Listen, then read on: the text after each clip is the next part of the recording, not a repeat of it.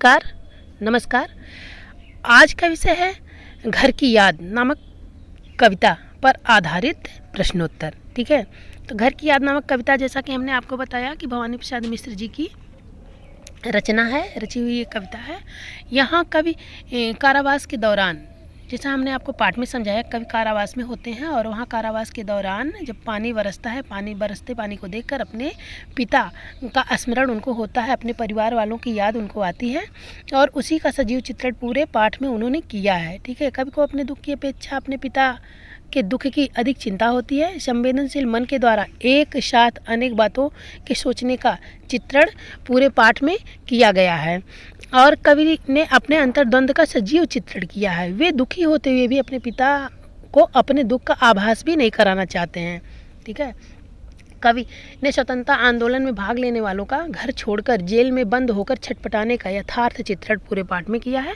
अब आइए देखते हैं इस पाठ पर आधारित जो प्रश्नोत्तर हैं, जो प्रश्न है उनका उत्तर हम आज समझेंगे इस वीडियो में। ठीक है, तो इसमें देखिए पहला प्रश्न है। पहला प्रश्न क्या है कि पानी के रात भर गिरने और प्राण मन के घिरने में परस्पर क्या संबंध है। पानी के रात भर गिरने और प्राण मन के घिरने का परस्पर जो संबंध है, उसमें कवि भवानी प्रसाद मिश्र उस समय कारावास में होते हैं और उसी के दौरान सावन के महीने में बरसात होने के कारण उन्हें अपने घर की याद सताने लगती है। पूरी रात बरसात होने के कारण कवि को अपने घर परिवार की एक एक बात को याद कर बहुत दुख होता है।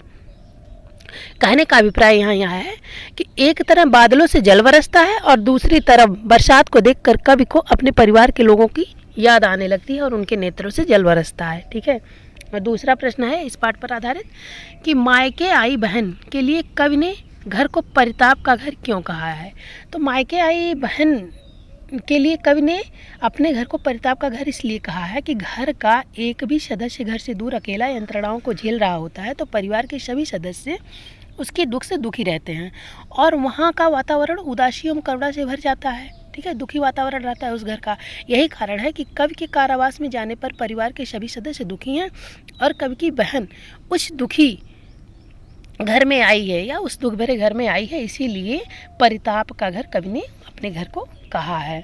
अब तीसरा प्रश्न है कि पिता के व्यक्तित्व की किन विशेषताओं को उकेरा गया है।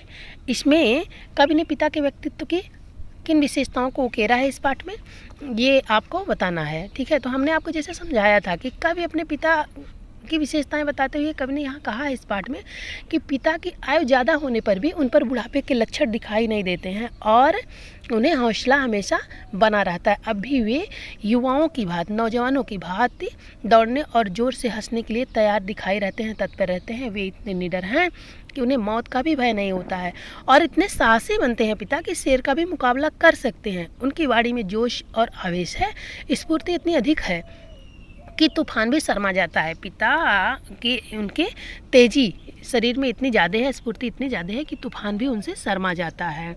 चौथा प्रश्न है कि निम्नलिखित पंक्तियों में बस शब्द के प्रयोग की विशेषता बताइए। मैं मज़े में हूँ सही है, घर नहीं हूँ बस यही है। ठीक है, इसमें बस शब्द की विशेषता आपको बताना है। किंतु यह बस बड़ा बस है, इसी बस में सब विरस हैं। ठीक है, इसमें बस शब्द की विशेषता बताना है। तो इसमें देखिए जैसा कि पहले प्रयोग में आया है कि पहले बस शब्द का प्रयोग कवि ने स्वयं के घर पर अनुपस्थिति के विषय में किया है कि मतलब घर नहीं हूँ बस यही है। ठीक है, और दूसरा बस व्यवस्था के लिए प्रयुक्त हुआ है। यहाँ देखिए यमक और श्लेष अलंकार का सुंदर प्रयोग हुआ है। बस शब्द का बड़ा चमत्कार पूर्ण प्रयोग किया गया है इस पाठ में। ठीक है, पाँचवा प्रश्न है। पाँचवा प्रश्न क्या है? पाँचवा प्रश्न है कि कविता की अंतिम 12 पंक्तियों, जो कविता की अंतिम 12 पंक्तियां हैं, उनको पढ़कर कल्पना कीजिए कि कवि अपनी किस मन स्थिति को अपने परिजनों से छिपाना चाहता है। तो कविता की जो अंतिम 12 पंक्तियां हैं उनको पढ़कर के ये बताना है। तो इसके माध्यम से कवि सावन के माध्यम से संदेश भेज करके, ठीक है, इन 12 पंक्तियों का भावार्थ यही होगा कि कवि जो है वो जब सावन की जो बरसात हो रही है, ठीक है, तो उस बरसात के माध्यम से या उस सावन के माध्यम से संदेश भेजकर अपनी मन स्थिति को अपने परिवार वालों से छिपाना चाहता है। वह सावन से कहता है कि कारावास की वास्तविक स्थिति का घर जाकर वर्णन मत करना, मतलब जो उसकी यथा स्थिति है, जो वो दुख झेल रहा है, उसका वर्णन घर जाके मत करना। उन्हें यह मत बताना कि मैं सारी सारी रात जागता रहता हूँ और यहाँ के प्रत्येक व्यक्ति से अलग रहता हूँ, ठीक है। यह भी जाकर मत कह देना। कब कहता है कि सावन से, कि यह भी जाकर मेरे घर मत कह देना कि मैं एकदम चुप रहता हूँ, शांत रहता हूँ, किसी से बात तक नहीं करता हूँ, मेरी मानसिक स्थिति इतनी बिगड़ चुकी है कि मैं अपने आप को भी नहीं पहचान पा रहा हूँ।